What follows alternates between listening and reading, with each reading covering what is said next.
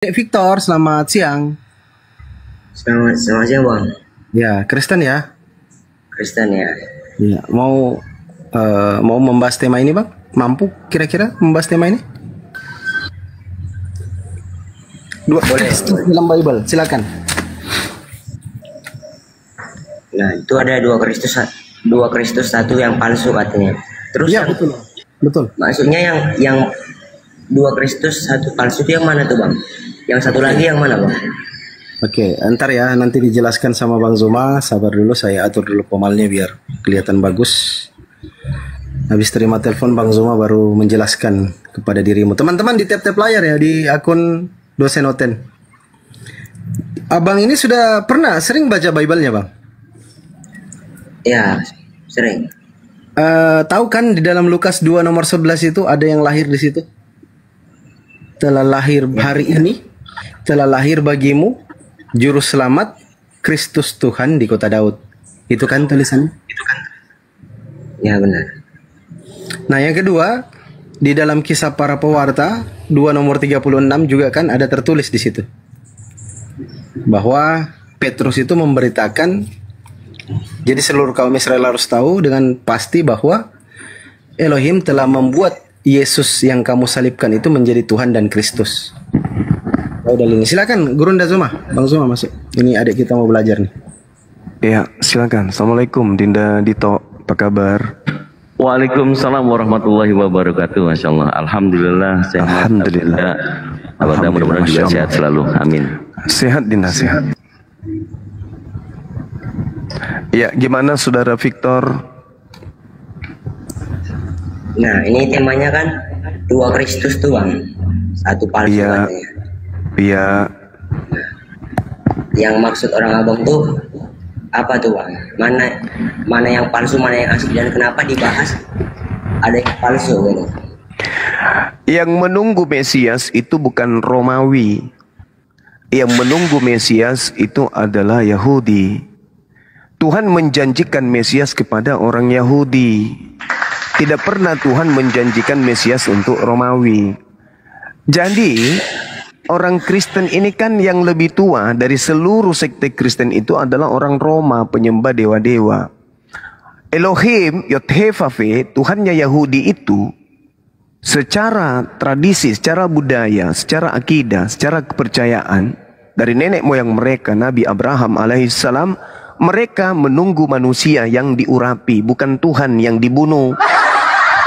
Tapi manusia yang diurapi yang mampu membebaskan mereka dari tekanan-tekanan musuh. Sama seperti Nabi Daud, Nabi Salomo, Gedeon, itu Hezekia, dan seterusnya. Jadi mereka menunggu umat yang dijanjikan kepadanya Mesias atau Kristus. Mereka menunggu orang yang diurapi, bukan Tuhan yang mati nebus dosa di atas pohon, bukan.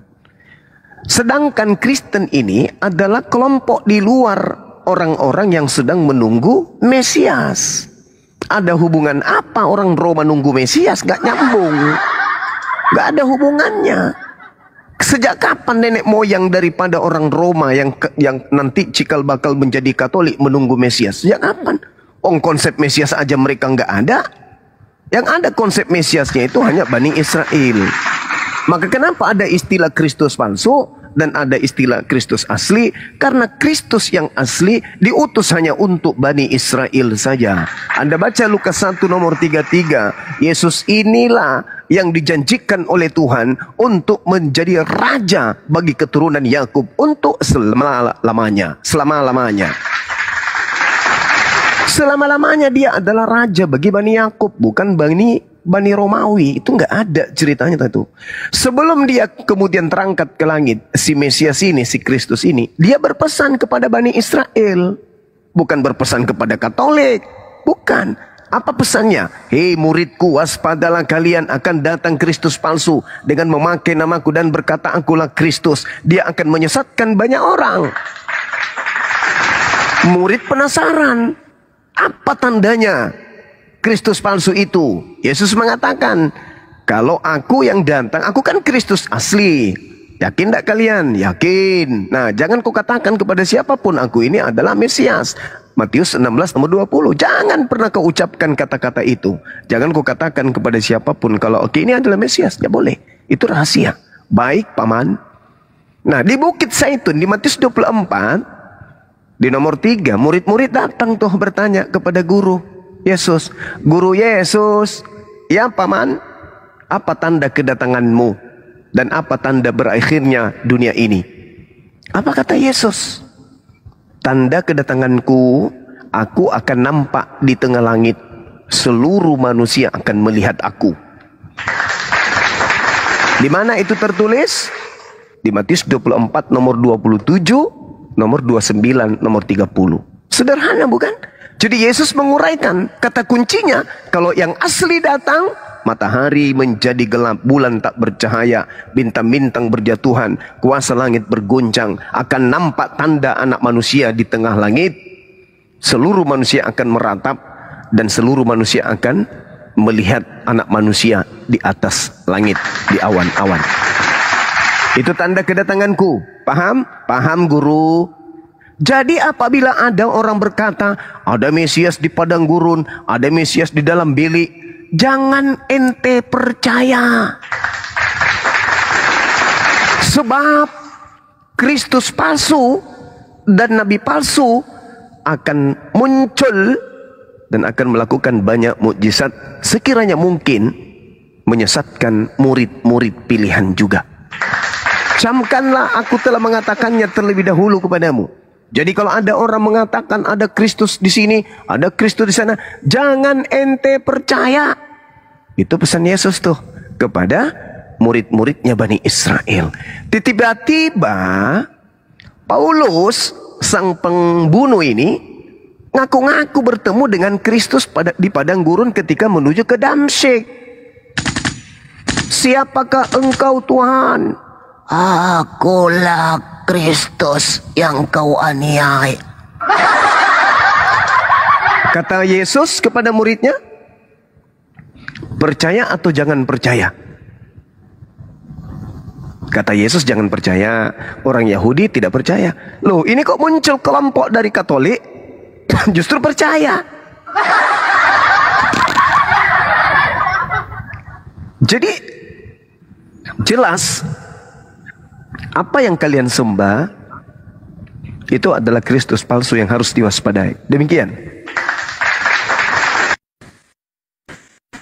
Silakan Bang Victor. Gimana nih Bang? Tadi Abang bilang Yesus itu Kristus asli. Sekarang bilang juga itu palsu. Jadi sebenarnya menurut Abang Kristus itu asli atau palsu? Yesus itu Kristus asli atau palsu gitu. Sabar dulu. Sabar. Yesus mengatakan waspadalah kepada Kristus palsu. Betul tidak? Ya betul. Nah, berarti menurut saudara ada nggak Kristus palsu itu? Bakal ada yang ngaku. Bakal ada atau sudah ada? Ngaku. Bakal ada atau sudah ada? Enggak, pertanyaannya Yesus itu yang Kristus asli atau palsu Bang menurut Abang? Yesus anak Maria itu adalah Kristus palsu. Kristus asli. Dan dia diutus hanya untuk Bani Israel. Masa nggak mudeng sih yang saya sampaikan tadi? Dia adalah raja untuk selama-lamanya bagi Bani Yakub. Ente bukan Bani Yakub kan? Harus pahami itu, harus terima itu. Kenyataannya memang kayak gitu. Kaidahnya begitu, aturannya begitu, hukum-hukumnya begitu, kadarnya memang begitu. Yesus hanya untuk Bani Israel. Anda dan saya bukan. Siang Bang, sabar. Jadi kata Yesus kepada muridnya, kalau ada orang mengaku bertemu dengan Kristus di gurun, bertemu Kristus di bilik, apa pesan Yesus? Jangan percaya. Kan itu pesannya. Nah, kesalahan fatal yang dilakukan oleh Kristen sedunia selama 2000 tahun, malah percaya kepada Kristus yang datang kepada Paulus di padang gurun. Makanya pesan Yesus, waspadalah kepada penyesat. Artinya Kristen hari ini 2000 tahun tersesat karena percaya kepada penyesat tersebut. Sampai sini paham?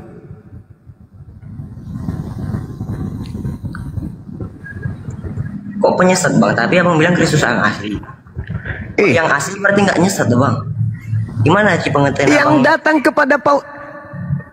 kepada Paulus itu palsu. Kan Paulus mengaku bertemu dengan Kristus di padang gurun. Nasihat Yesus, jangan percaya kepada oknum yang mengaku bertemu dengan Kristus di padang gurun. Jangan percaya. Itu nasihat Yesusnya. Tapi apabila itu kan ada yang berkata, Bang, yang menjumpai Paulus itu adalah Kristus. Dengan jangan Anda buktikan tanda-tanda, Bang. Bukan cuma omongan doang, bukan cuma karangan doang. Aku bertemu sebelum ke situ. Sebelum ke situ, perintah Yesus percaya atau jangan percaya? Itu dulu. Terlepas dia asli atau palsu, pertanyaan saya, perintah Yesus percaya atau jangan percaya? Ya, percaya katanya. Mana ada? belum fokus dia rupanya. Bukan belum fokus, memang harus mati-matian mereka menjaga majikan mereka, yaitu Kristus palsu ini.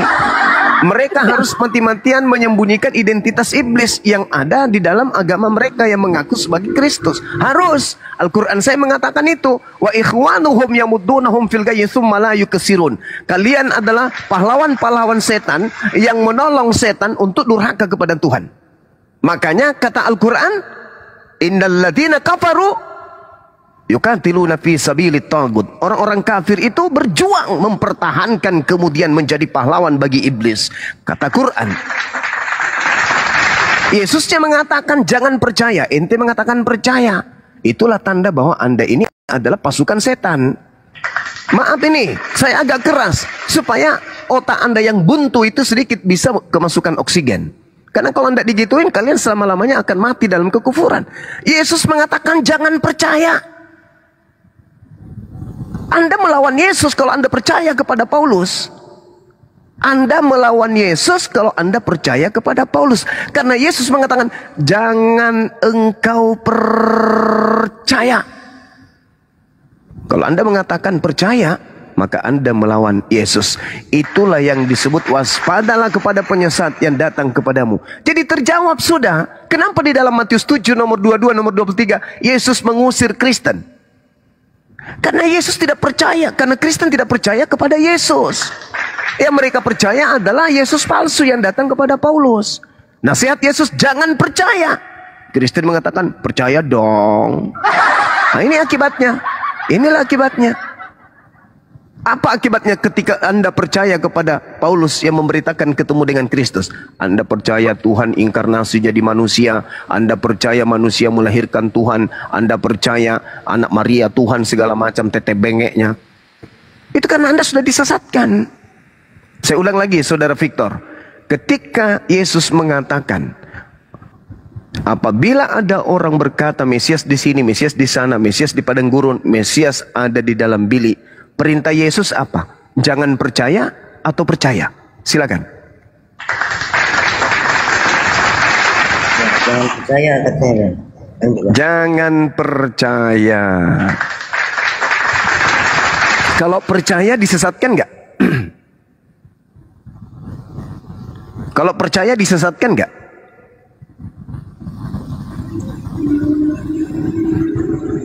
Menurut Yesus, kalau percaya orang itu disesatkan nggak?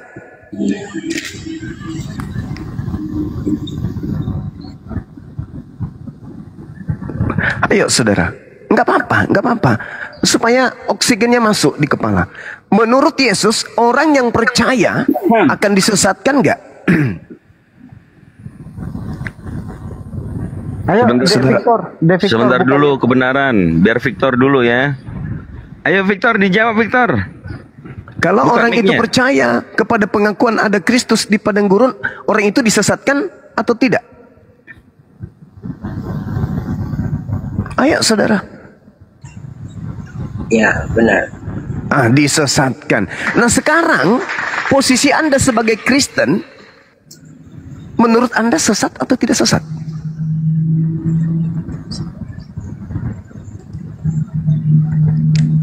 Ini Bang, yang dialami oleh Paulus itu kan kesaksian Bang.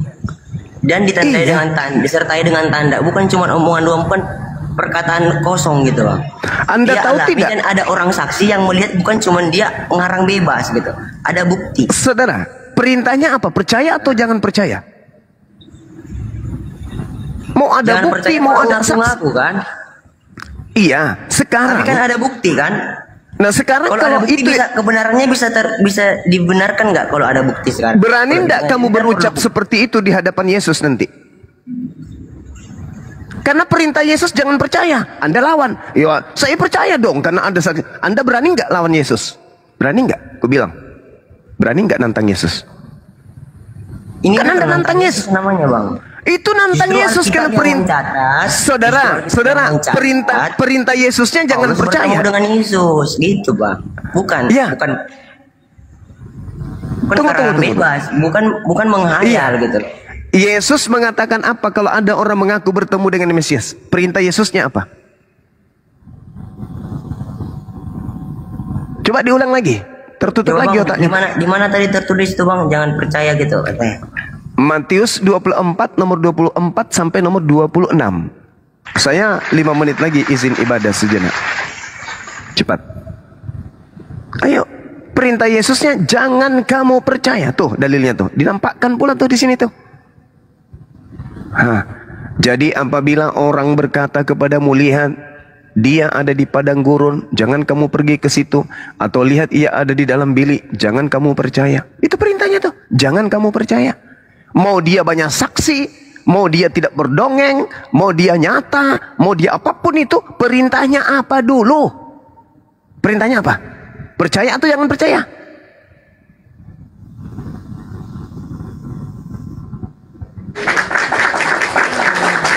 Itu loh. Anda sudah ada pada posisi percaya. Sekarang saya tanya, menurut Yesus kalau orang percaya, apa yang terjadi pada orang tersebut? Disesatkan bukan? Kamu katakan, iya, berarti sudah 2 poin. Jangan percaya, kapan percaya akan disesatkan. Nah, posisi Kristen percaya. Pertanyaan saya, posisi Kristen ini disesatkan kagak?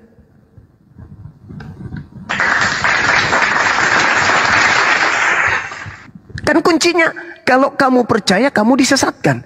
Kalau kamu tidak percaya, kamu tidak disesatkan. Kristen sekarang di mana posisinya? Percaya. Nah, sekarang kalau Kristen percaya, posisi Kristen ini sesat tidak? Karena di dalam Matius 7, nomor 22-23, bukan setiap orang yang memanggil aku Tuhan, bernubuat pakai namaku, mengusir setan pakai namaku, bermujizat pakai namaku, akan masuk ke dalam kerajaan surga. Melainkan mereka yang melakukan kehendak Bapakku. Ada nggak kehendak Bapak menyembah Yesus? Ada nggak kehendak Bapak agar menjadi Kristen? Ada nggak kehendak Bapak agar ibadah minggu? Ada nggak kehendak Bapak makan babi? Ada nggak kehendak Bapak untuk tidak bersunat? Enyahlah daripadaku, kalian semua adalah pembuat kejahatan. Kenapa Kristen diusir oleh Yesus? Dikatakan sebagai pembuat kejahatan. Karena orang Kristen secara turun-temurun mengajarkan orang lain untuk percaya kepada Kristus palsu yang datang di padang gurun. Makanya kalian diusir. Coba. Ketika Kristen percaya kepada Kristus yang datang di padang gurun, akibatnya apa saudara? Sesat atau tidak sesat?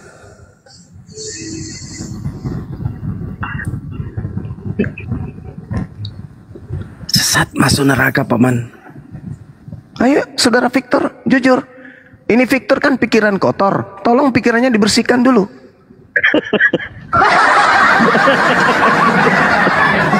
Supaya bisa jujur kawan. Maafkan saya. Memang obat itu kadang pahit. Tapi supaya Anda sehat, ikhlaskan diri Anda untuk diterapi. Tadi malam itu ada kurang lebih 20 orang saya las kepalanya. Las karbit. Ya saya berharap saudara hari ini juga ya kebocoran di otak itu bisa saya tambal. Kristen ketika percaya kepada Paulus itu sama dengan sesat. Kuncinya itu di situ. Kenapa Yesus melarang jangan percaya, jangan percaya. Dan Yesus ulangi sampai 2 kali loh. Bahkan dia mengatakan, camkanlah. Aku telah mengatakannya kepadamu terlebih dahulu. Camkan. Apa maksud dari penekanan kata camkan itu? Waspadalah dengan sungguh-sungguh.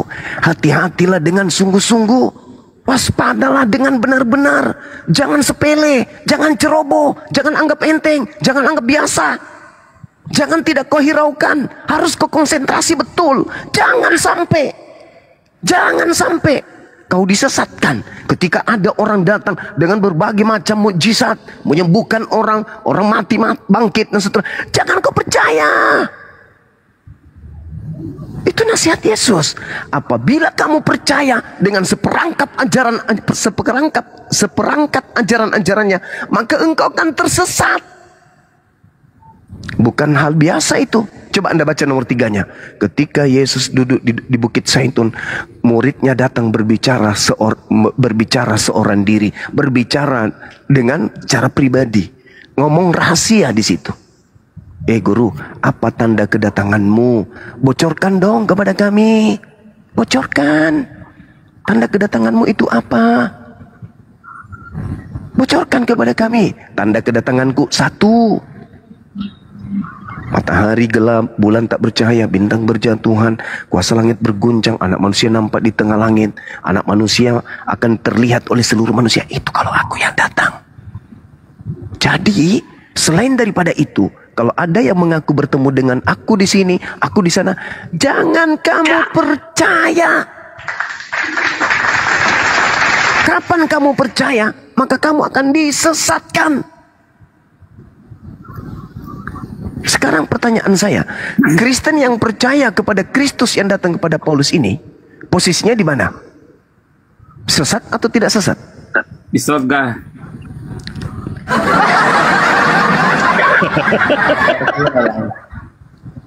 Sesat atau tidak, Saudara Victor? Tidak sesat, Bang. Hah? Tidak sesat. Anda melawan Yesus. Udah, aku ngomong ya, Bang. Iya, silakan. Habis ini saya ibadah. Dari tadi sebenarnya Abang yang ngelawan perkataan Abang sendiri. Di awal Abang bilang Yesus itu adalah Kristus yang benar, yang sejati, Kristus yang sejati.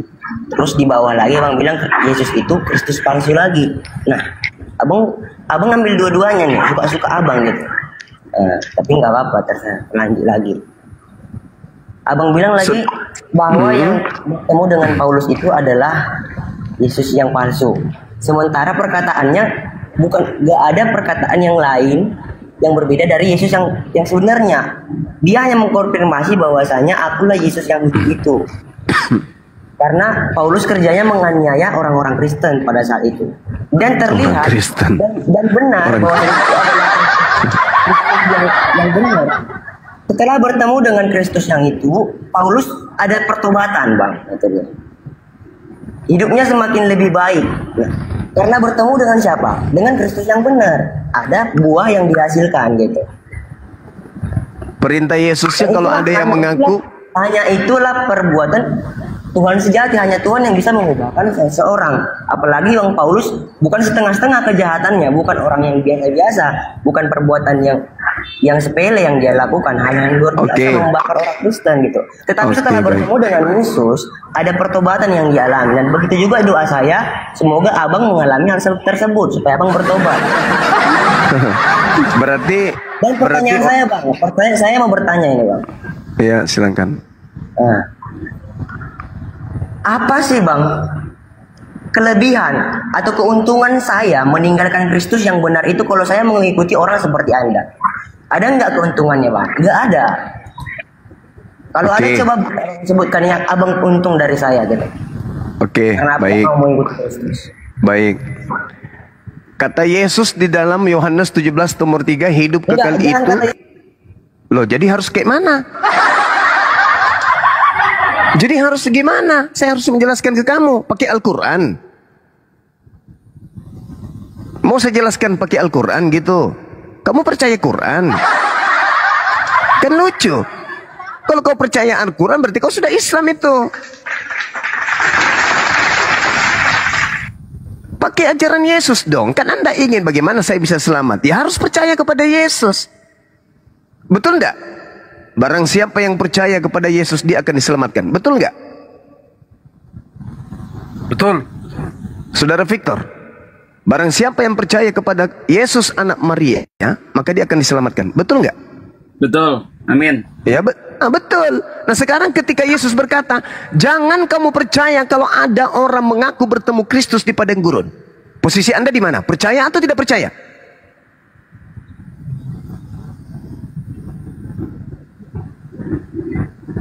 Ah.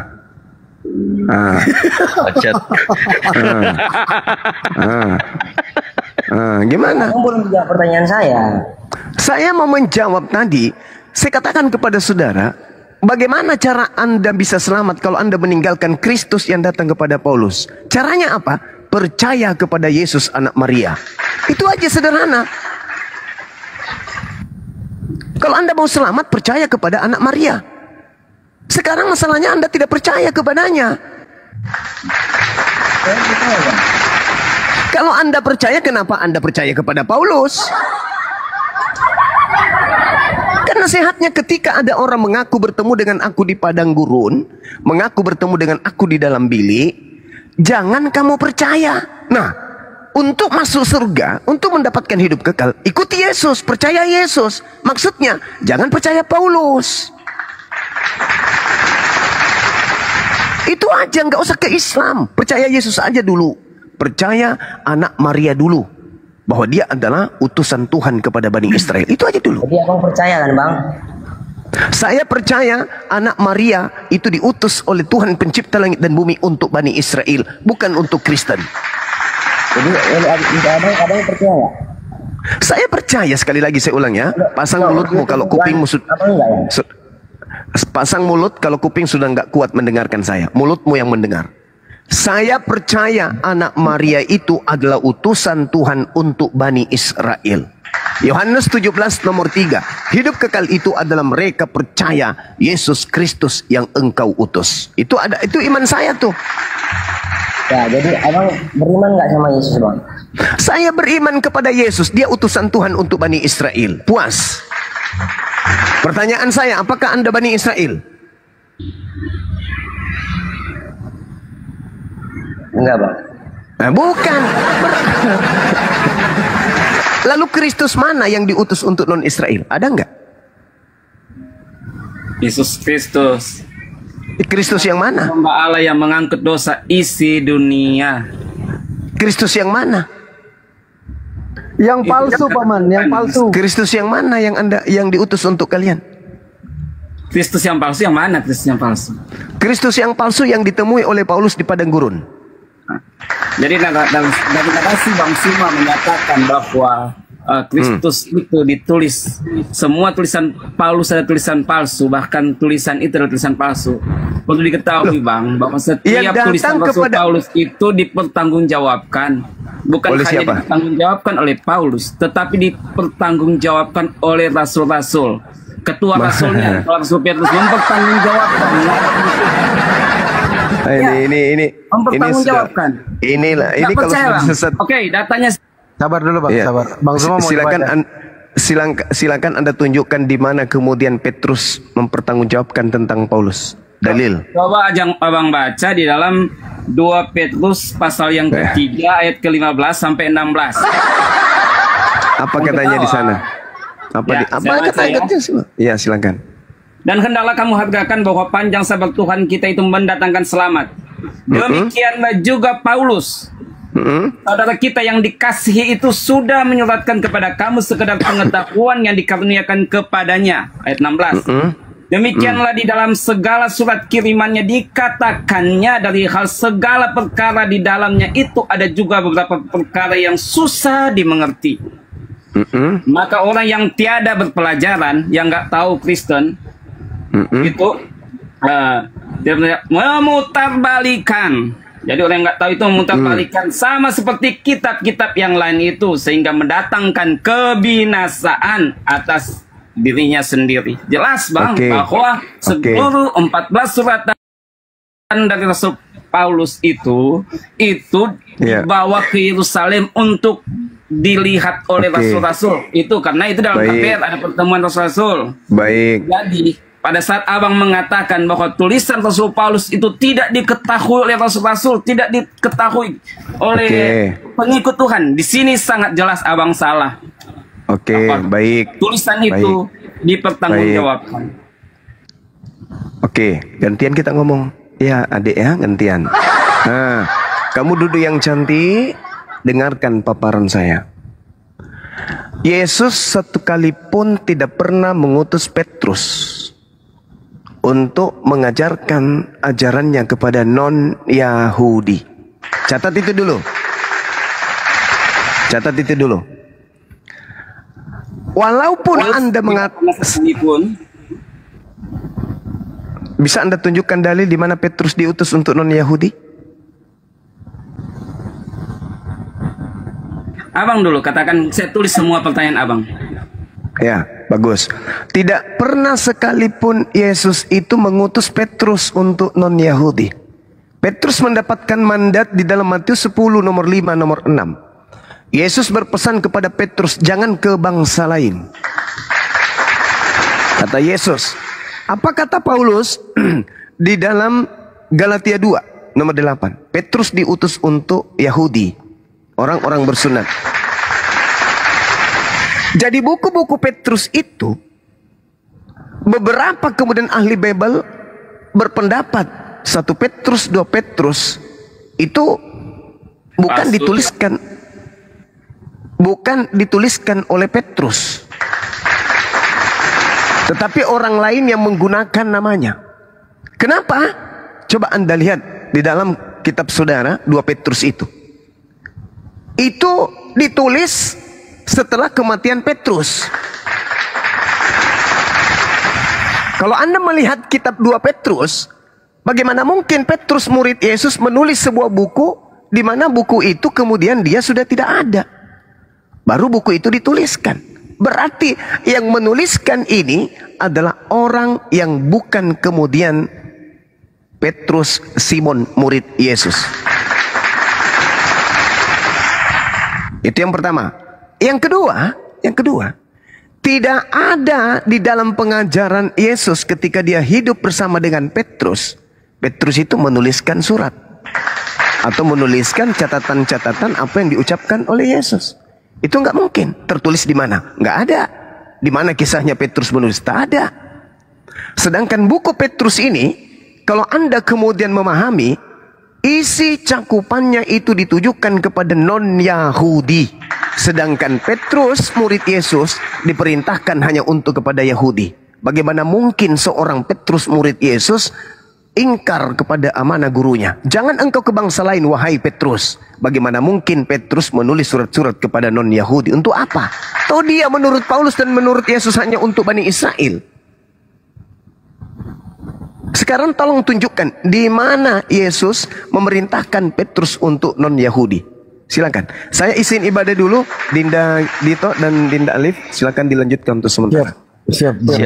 Siap Bang Zuma. Ustaz Alif, assalamualaikum warahmatullahi wabarakatuh. Waalaikumsalam warahmatullahi wabarakatuh. Ya. Aku jimat dulu monggo Kang Dito kalau mau maju. Oh iya, silakan. Siap. Kang Dito mau masuk, silakan. Ya kalau masuk lah. Bagi orang-orang yang sudah masuk angin kan, akalnya udah mampet. Ada juga yang sudah robek akalnya, sudah tahu Ustaz jangan Alif, dibilang jangan percaya. Kang Dito, Malah Ustaz Alif, percaya.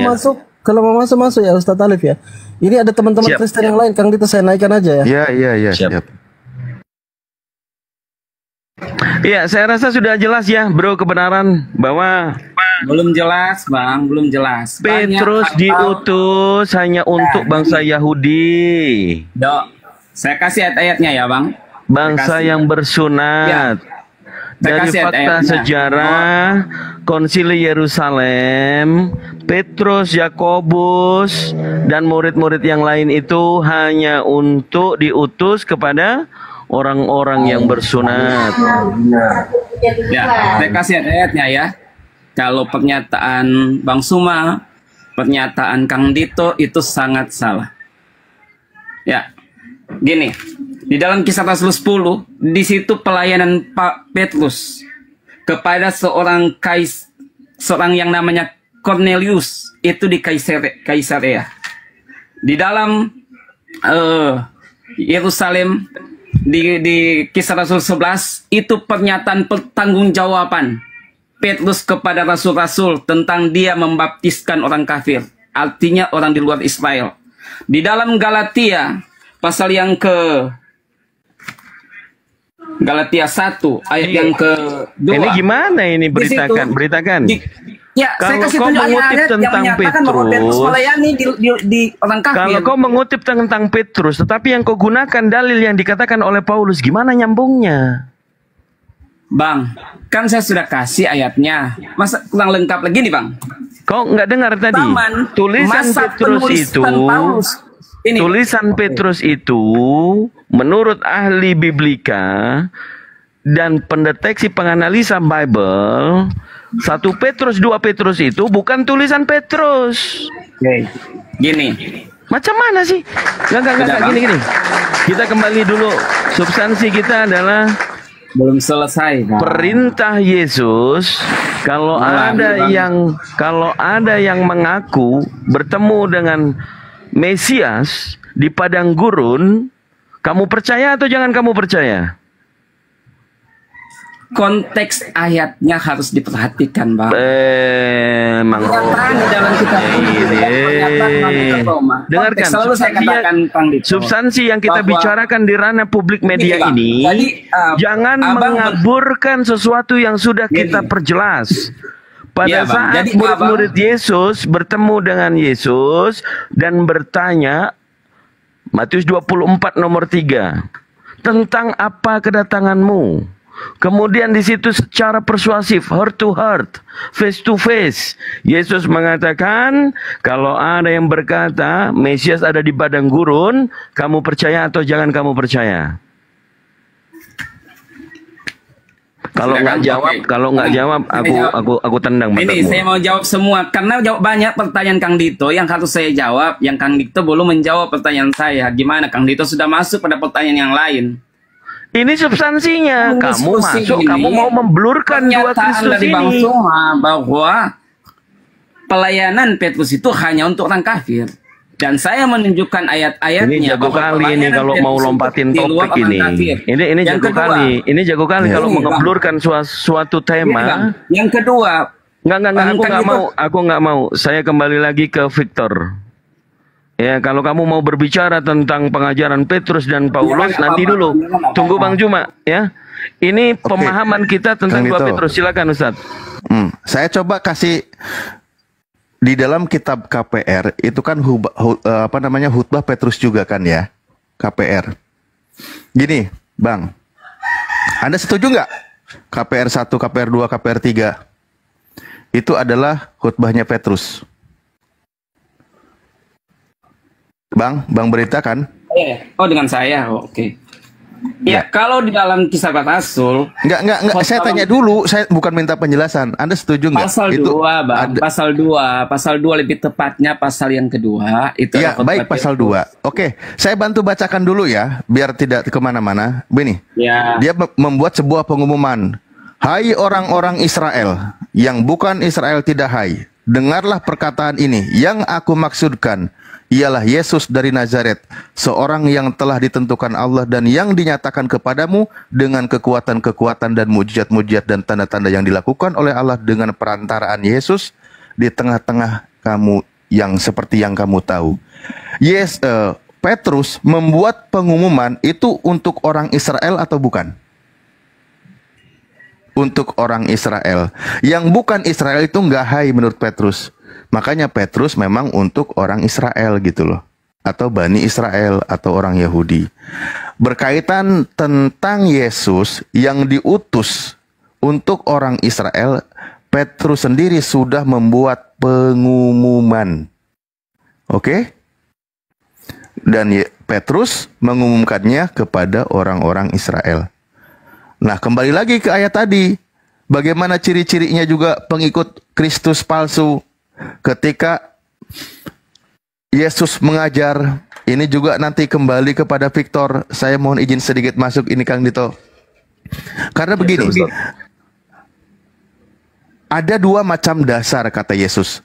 Setiap orang yang mendengar perkataanku ini dan melakukannya, ia sama dengan orang bijaksana yang mendirikan rumahnya di atas batu. Kemudian turunlah hujan dan datanglah banjir. Lalu angin melanda rumah itu, tetapi rumah itu tidak rubuh, sebab didirikannya di atas batu. Mendengar perkataan Yesus dan melakukannya.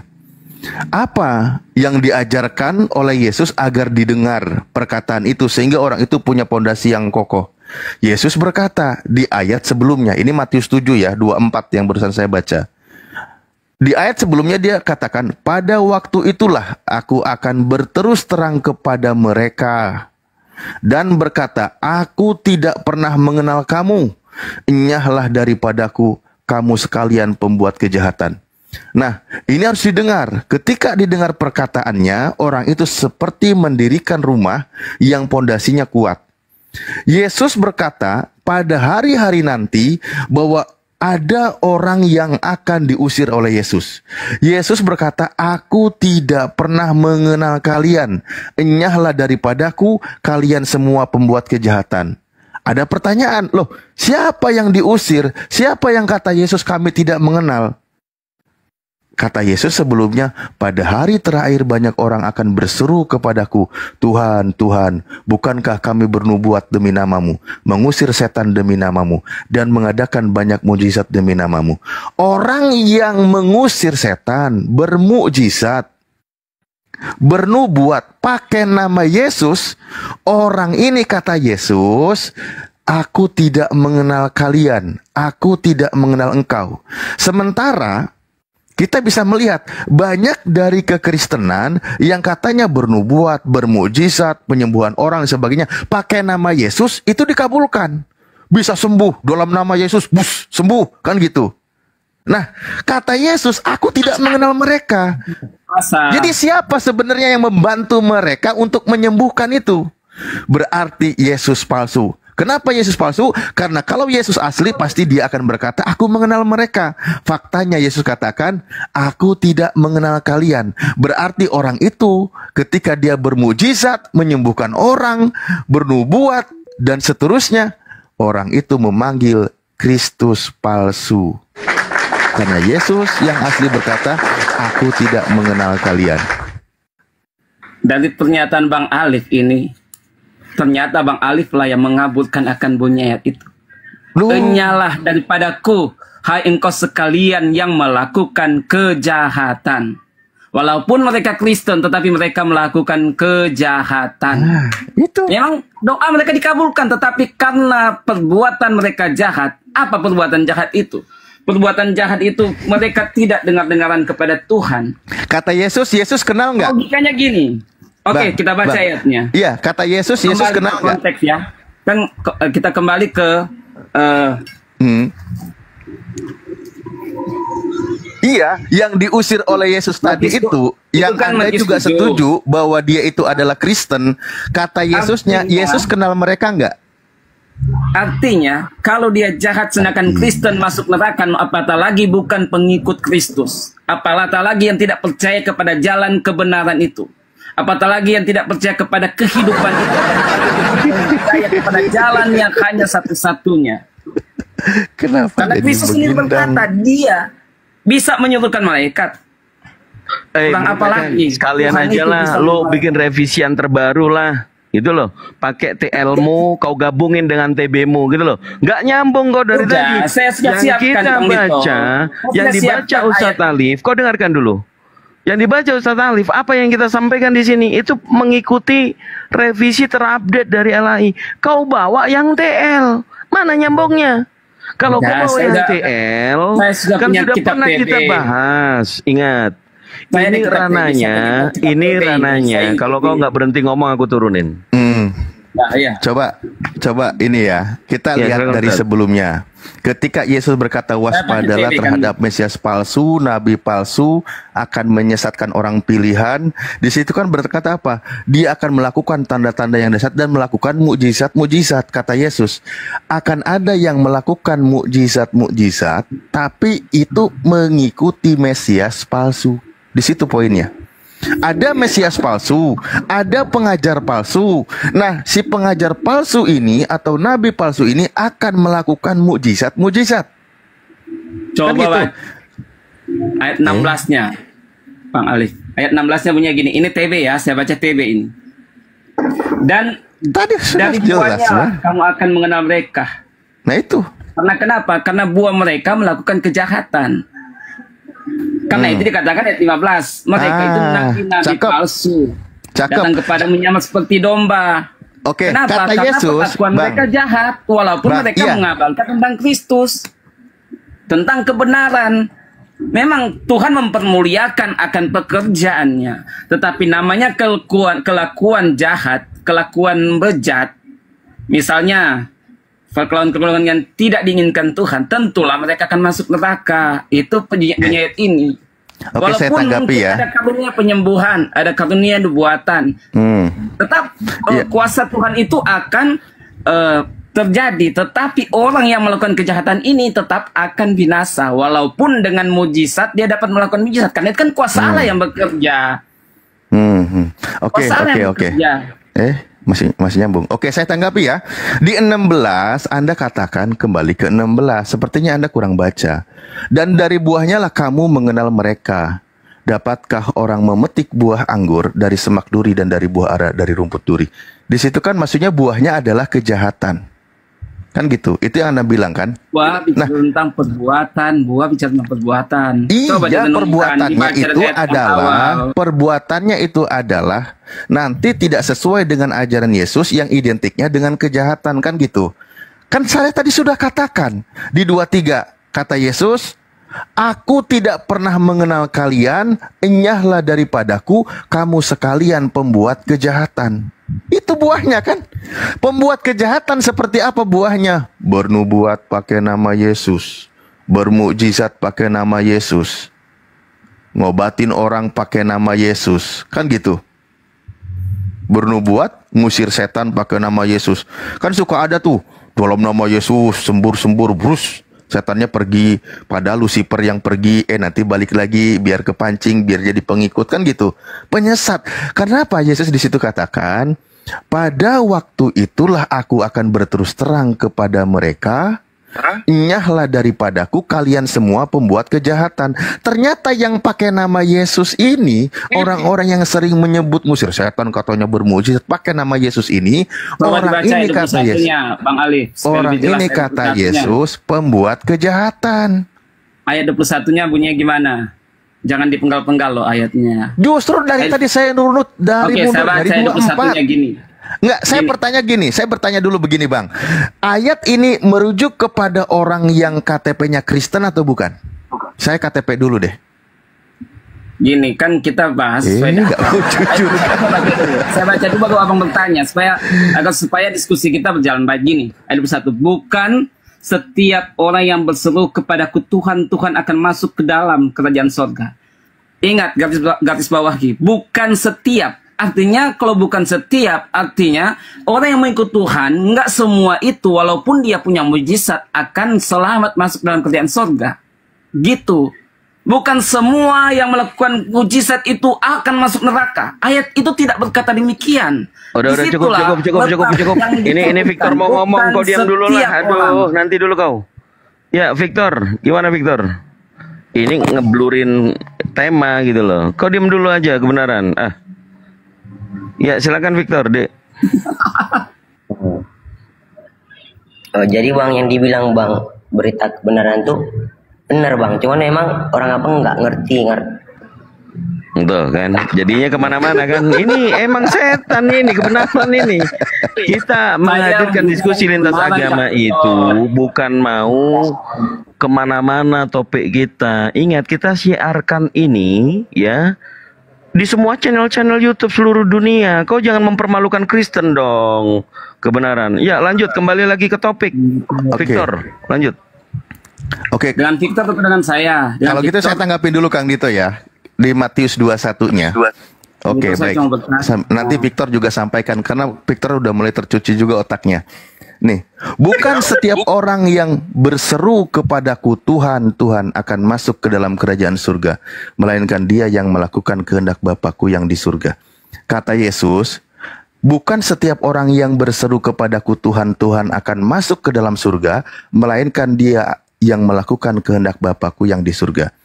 Artinya begini Bang, ada orang yang berseru kepada Yesus tapi bukan Tuhan, sebagai Tuhan, sebagai junjungan, dan melakukan kehendak Bapa di surga, orang itu akan masuk surga.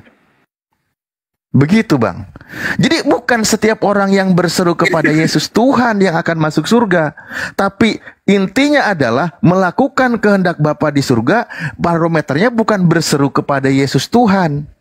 Karena kata Yesus, bukan setiap orang yang berseru kepadaku Tuhan, Tuhan, ia akan masuk ke dalam kerajaan surga, melainkan dia yang melakukan kehendak Bapakku yang di surga. Artinya, ada yang berseru kepada Yesus sebagai Nabiullah, Nabi Allah, Nabi utusan Tuhan. Kita memuliakan Rasul Tuhan. Kita muliakan alaihi salam. Ada yang memanggil dia levelnya sebatas Nabi, Rasul Tuhan, mendengarkan pengajarannya, mengikuti kehendak Tuhan, orang itu masuk surga. Justru yang berseru kepada Yesus Tuhan, itu yang sudah sangat jelas akan diusir oleh Yesus. Apalagi ciri-cirinya dijelaskan berikutnya. Bernubuat, bermujizat, ngusir setan. Itu yang kata Yesus tidak kenal. Kan gitu. Berarti mengikuti Kristus lain. Karena Yesus yang asli tidak kenal. Tapi pengikut Kristus lain, orang itu dikabulkan. Karena dia bersekongkol dengan si iblis. Nah, padahal kata Yesus, aku tidak mengenal kalian, kalian semua pembuat kejahatan. Gitu. Mungkin lanjut Kang Dito. Tempat saya azan juga. Lanjut Ustaz. Siap. Ya, begitu Thor.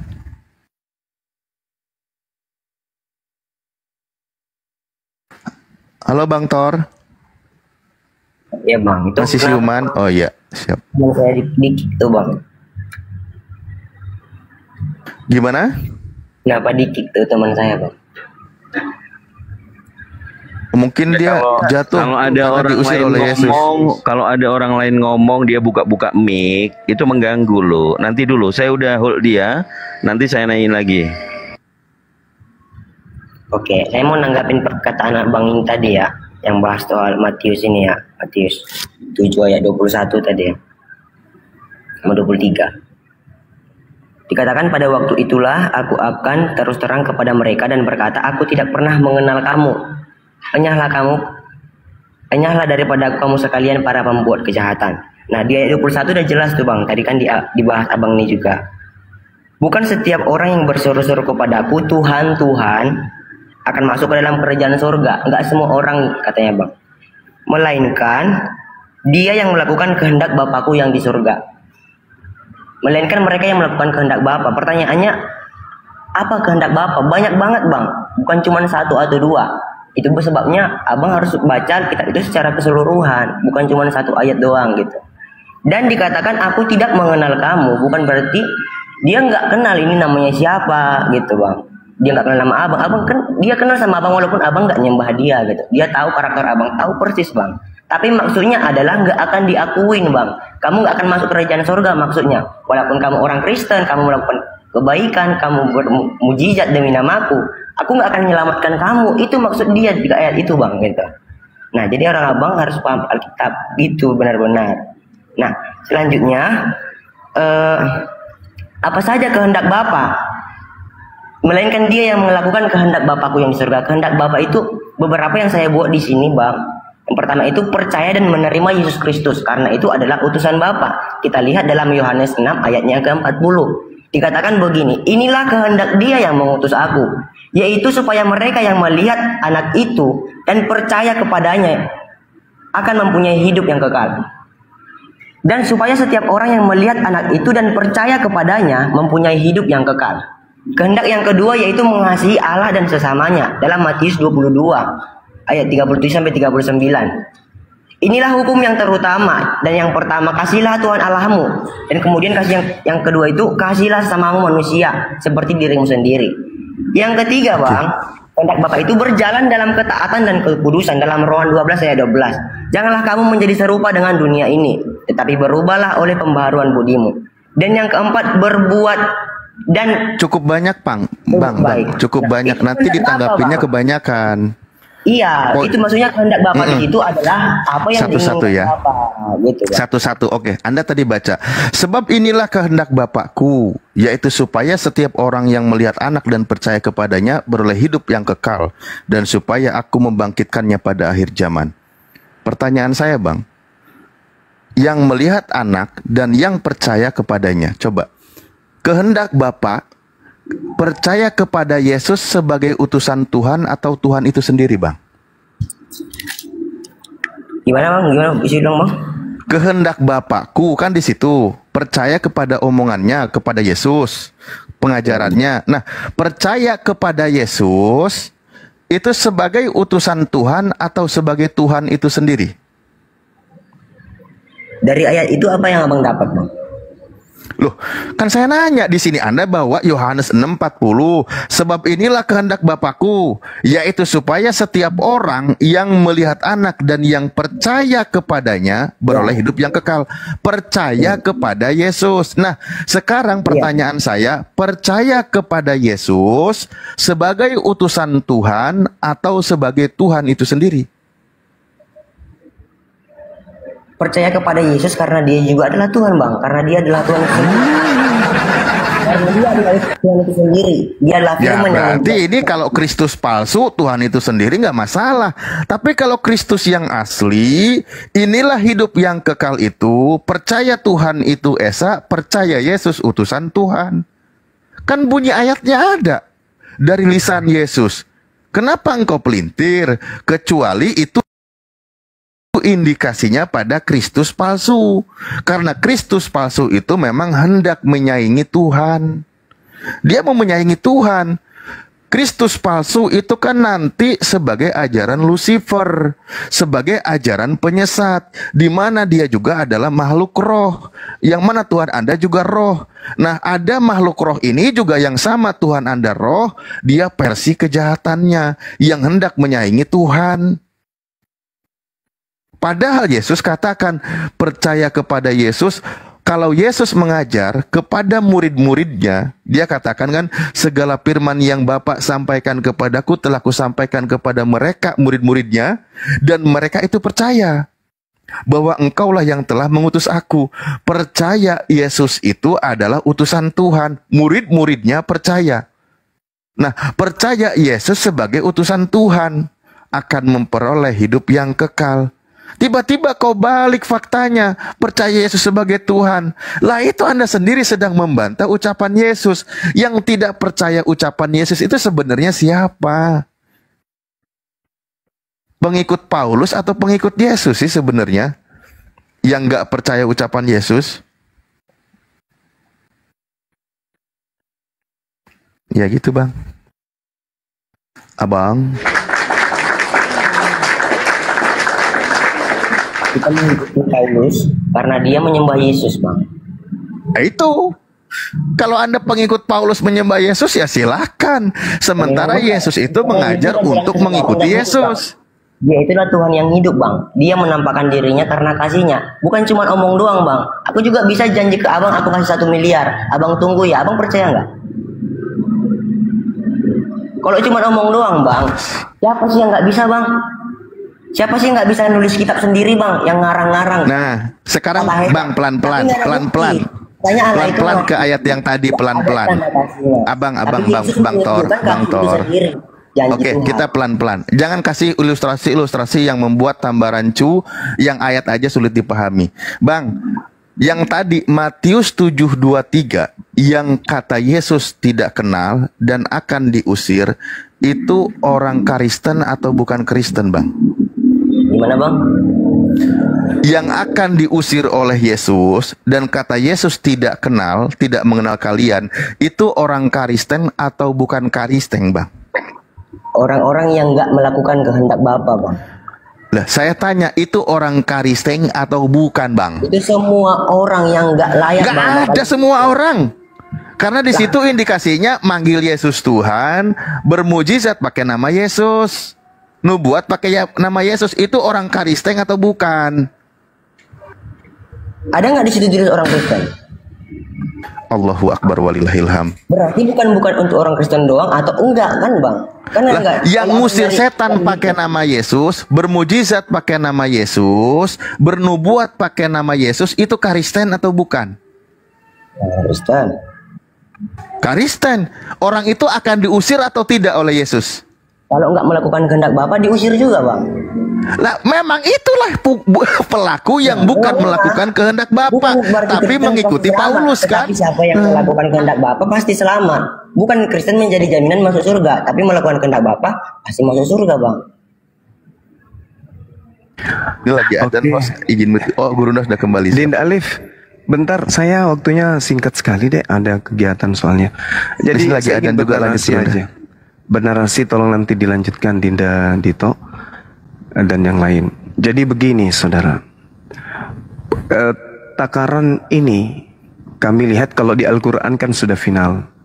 Innalladzina kafaru min ahlil kitab wal musyrikina fi nari jahannam. Orang kafir neraka, kafir ya neraka. Itu di Al-Quran udah final tuh.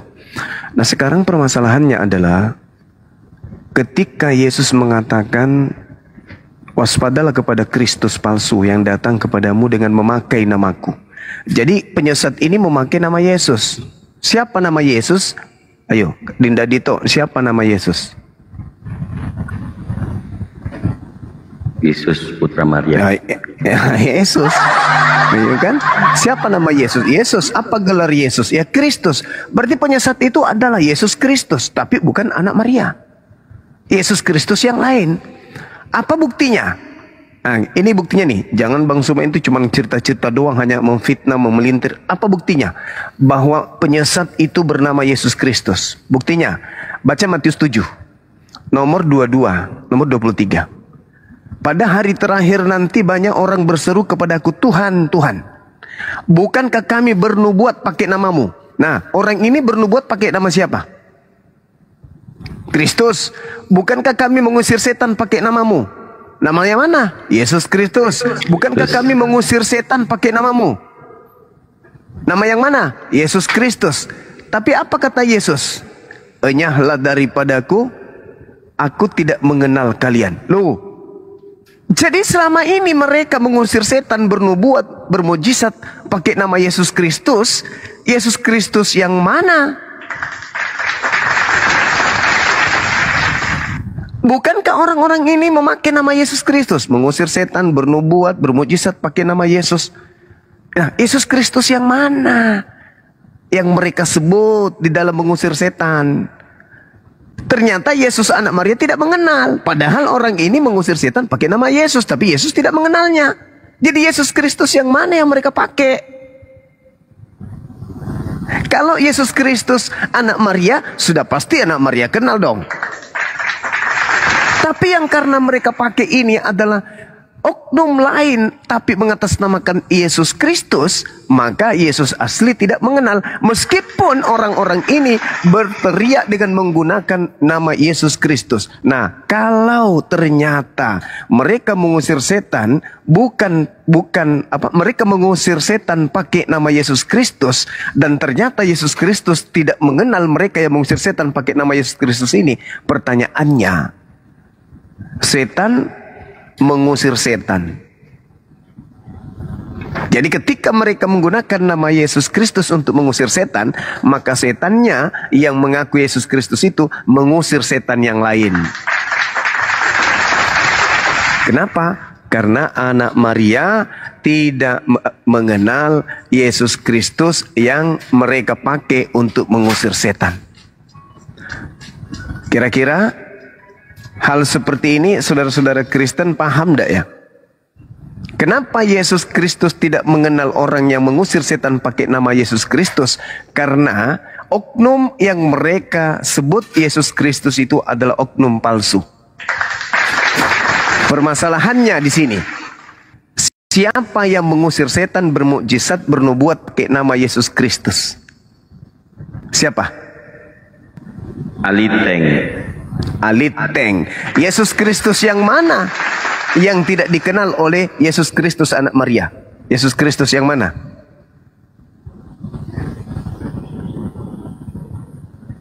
Yesus Kristus penyesat yang datang kepada Paulus di padang gurun. Saya kira begitu. Karena tidak mungkin ketika ada orang bermujizat pakai nama Bang Zuma, terus kemudian saya ketemu dengan orang yang memakai nama aku itu, saya mengatakan kepada mereka, maaf, aku tidak mengenal kalian. Berarti yang selama ini namanya Bang Zuma yang kami pakai, ya silakan cari orangnya. Yang jelas bukan saya. Orang yang menggunakan nama saya itu cari, itu bukan saya. Aku tidak mengenal kalian. Kalian semua adalah pembuat kejahatan.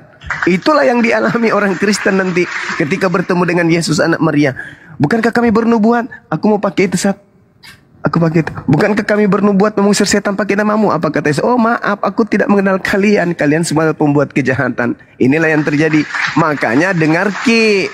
Dengar Ki dek, nasihat Yesus dengar saya kodong. Yesus sudah bilang toh, waspada Ki, jangan sampai disesatkan Ki. Kalau ada orang datang memakai namaku, kata akulah Kristus, jangan Ki dengar Ki, jangan Ki percaya. Dengar saya itu nasihatnya Yesus kodong. Bate namamu itu Yesus yang malam nasihati kodong. Apabila ada orang yang mengaku bertemu dengan aku di gurun, bertemu dengan aku di dalam bilik rahasia, jangan percaya kamase, jangan lalu kok kodong percaya tiayan jenake, bukan saya itu bukan aku, jangan kau percaya kau lemah. Itu bukan saya. Itu bukan saya. Bajik-bajik dulu pendengaran nugang. Pun anak-anak jo gurua, te aku langer gitu, Kalau guru mengatakan jangan kau percaya, jangan kau percaya. Kalau guru mengatakan dengar, waspadalah, hati-hatilah, jangan sampai kau disesatkan kemudian orang yang datang mengaku bertemu dengan Kristus di gurun. Jangan percaya kodong. Itu nasihat Yesus. Dengar saya itu. Dengar saya. Tolong dengarkan itu nasihat Yesus. Jangan pikiran kotor. Ya, luruskan pikiran. Masa orang Islam lebih dengar Yesus daripada kalian? Jadi, satu kemenangan Islam di sini. Islam mendengarkan Yesus ketika dalam hal ini jangan mengikuti, jangan mendengarkan, jangan percaya. Islam dengar, Islam percaya. Kristen tidak mau percaya ketika Yesus berkata, apabila ada oknum mengaku Kristus di tengah gurun, di padang gurun, di dalam bilik, jangan kau percaya. Kapan kamu percaya, maka otakmu akan binasa. Otakmu akan dikebiri, tidak berfungsi lagi. Sampai manusia melahirkan Tuhannya pun ente percaya. Ada manusia melahirkan Tuhannya, ada manusia membunuh Tuhannya. Ente telan mentah-mentah cahayu. Itu karena ente enggak mendengarkan nasihat Yesus. Jangan percaya, jangan percaya, jangan percaya. Cak Kangkung. Saya kira begitu teman-teman sekalian. Jadi ini hanya sekedar intermezzo yang cakupannya adalah daging, cakupannya adalah kebenaran. Apa yang saya sampaikan berdasarkan dalil Bible. Sekarang tugas Anda untuk merenungkan. Kenapa sih saya harus percaya, sedangkan nasihatnya jangan percaya? Apakah saya gila? Apakah saya sinting? Apakah saya waras? Masihkah saya dikatakan beriman ketika saya diminta jangan percaya tapi saya percaya? Masihkah saya dikatakan benar ketika perintah Sang Mesias jangan percaya tapi saya malah percaya? Masihkah saya ada surga? Masihkah saya ada keselamatan? Ketika Yesus sendiri, Sang Juru Selamat mengatakan jangan percaya tapi saya malah percaya? Masihkah? Masihkah? Masihkah? Atau itu hanya angan-anganku saja? Itu hanya buayan saja? Itu hanya halusinasi saya? Itu hanya doktrin dan dogma demi untuk menebalkan dompet pendeta saja? Saatnya Anda merenung, saatnya Anda berpikir, adakah kemudian para apologet Islam ingin menipu kami? Atau ternyata apologet Islam ini ingin kami selamatkan? Saya kira begitu sementara sahabat-sahabat. Saya ada tamu, saya harus menyelesaikan tugas saya dulu. Nanti pasien saya serahkan kepada asisten dosen saya yang ada di sini, asisten dokter. Mudah-mudahan mereka tidak memberikan suntikan mati kepada kalian. Demikian sementara. Subhanakallahumma bihamdik.